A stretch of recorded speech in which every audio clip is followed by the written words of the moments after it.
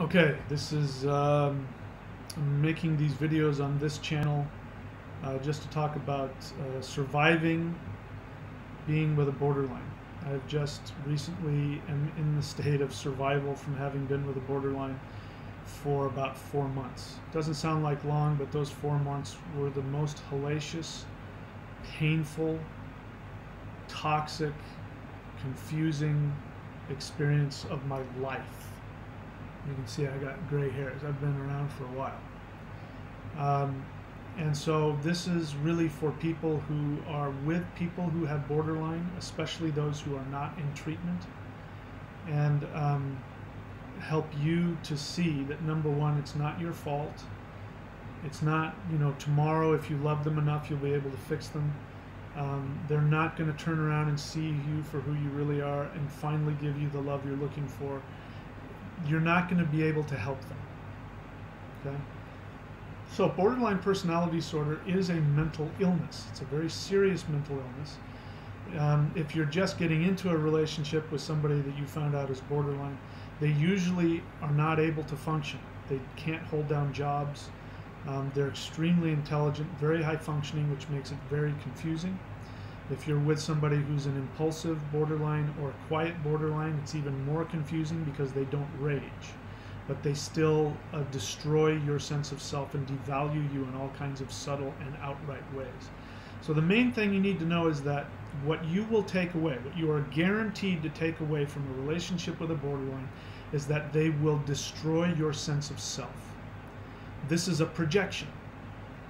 A projection, psychological projection, means you project onto other people your own internal experience, unconscious experience of yourself. So it means on an unconscious level, and lots of times on a very conscious level, they don't feel like they have any worth or any value. They don't feel lovable. They are extremely insecure and are constantly afraid of being attacked and criticized and rejected. Everything in their life is based on that huge need. That is because when they were an infant, their parents did not give them the attention, the love, the consistency that helps an infant to create an identity. And since that's not there, they have no identity to self-motivate or to create good feelings. That's why they're so intuitive and why they go so much on how they think you're feeling, and why they have magical thinking and they think they're psychic. They may even be psychic and they may even be intuitive, but it's not coming from a spiritual gift. It's coming from, they have no sense of self. So it's a very strong defense mechanism. Okay, so it will, anyway, bottom line is they are projecting onto you their own lack of value in themselves, and so they will constantly find ways to devalue you. And they most of the time have no idea they're doing it, and they'll do it in really subtle ways, sometimes really outright cruel ways, but the worst are the subtle ways that you can't really detect. Because you're with them, you are a codependent, so you think you can fix them. You believe that you are the one who is going to love them enough that they will finally get enough love that it will soak up, and then they'll be able to turn around and love you. It will never happen. The love that they give you is the love of a 2-year-old. It's not a fully formed love. Like a 2-year-old, they can only love you if they are stimulated to do so in the moment because of how you make them feel.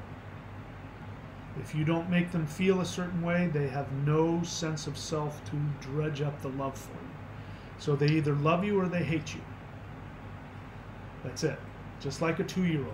They're either happy, they're either asleep, or they're feeding, or they're happy, or they're whining and complaining. There's no middle ground. And there's no mature, true understanding. They don't have empathy like you do. They can't love like you do.